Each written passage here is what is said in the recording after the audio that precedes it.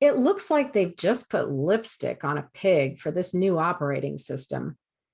It's still just as buggy as the last one they released. You can put lipstick on this pig, but in the end, economic growth has declined every quarter since January 2018. So when you take something that is ugly, like a pig, and you attempt to make it beautiful, or you cover up something that is ugly, you are putting lipstick on a pig. It also means to make a superficial or cosmetic change to something that seems more attractive, appealing, or successful than it really is. You should get the lay of the land. Bring yourself up to date on what's happening in your industry. The company's corporate structure was complex, so understanding the lay of the land took time. In the US and North American English, you're going to hear lay of the land. British English, they will say lie of the land. When you arrive someplace, like on a vacation, you might want to get the lay of the land so that you can find out the current state of affairs or the organization, simply the arrangement or the conditions of a place that is new to you. When people really like you and appreciate you, they will likely want to go to bat for you.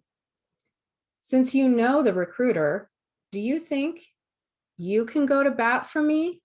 I really need this job.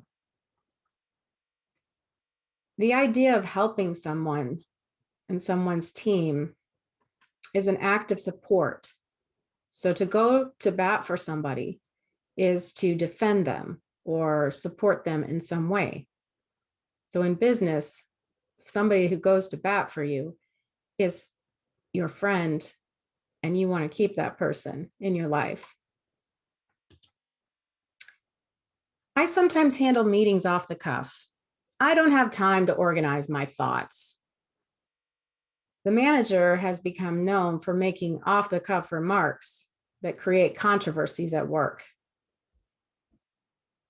So the term off the cuff allegedly comes from the practice of an after dinner speaker making notes on his cuff that is at the end of his shirt sleeve. And he did this last minute before he was making a speech.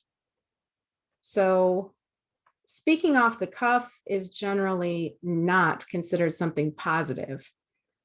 It is usually done without preparation or not thought beforehand.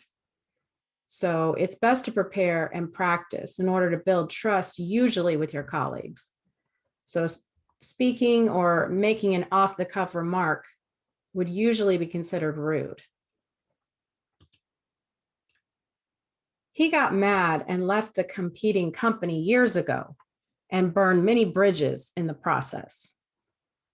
I think you burned your bridges when you said that you were quitting in front of the whole staff. If you have burned bridges in the past and find yourself out of work, well, it may be time to apologize for any harsh comments and maybe even take a colleague or the customer out to lunch to make up for what you did. When you burn your bridges, you cut off the way back to where you came from.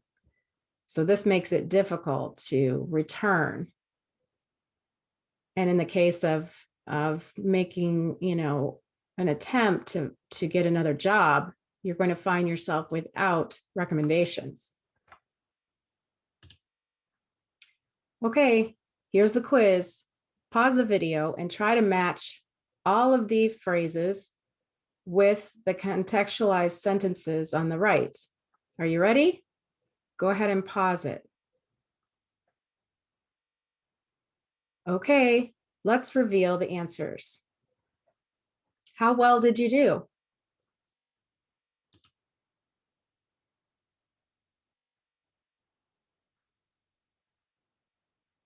Stop putting lipstick on a pig. This proposal isn't good for business. She didn't burn her bridges, so many colleagues were able to give her good recommendations. I don't have time to prepare for my meeting. I'll just give my presentation off the cuff.